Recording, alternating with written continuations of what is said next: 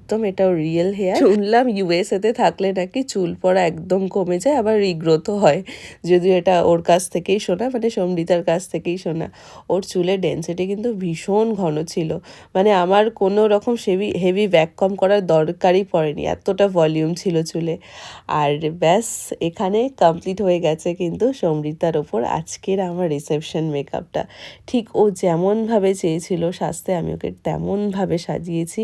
মাথায় ওড়না দিয়ে শাড়িটাকে একদম ছেড়ে পরিয়ে একটা সুন্দর একটা ঘরোয়া লুক। সমৃতার ওপর এই মেকআপটা করার পর কিন্তু ওর বাড়ি থেকে আমি ভীষণভাবে প্রশংসা পেয়েছি আমার কাজের জন্য, বা ওকে আমি কতটা সুন্দর করতে পেরেছি তার জন্য। শুধু আমার একটাই আফসোস রয়ে গেল যে বিয়ের দিনটাই ওকে আমি সাজাতে পারিনি, কারণ আমার একদমই সেদিনটা ফাঁকা ছিল না।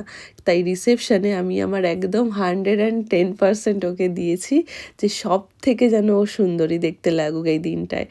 আর ও তোমাকে খুব খুব খুব ভালো ফিডব্যাক দিয়েছে পুরো লুকটা দেখার পর।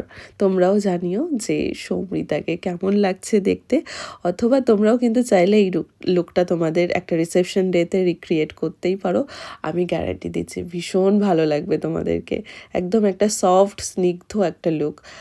আমার তো আমার আমার স্বপ্ন পূরণ হয়ে গেছে। আচ্ছা আচ্ছা, বেশ স্বপ্নপরী লাগছো তুমি, খুব সুন্দর লাগছে। চলো একদম টাটা।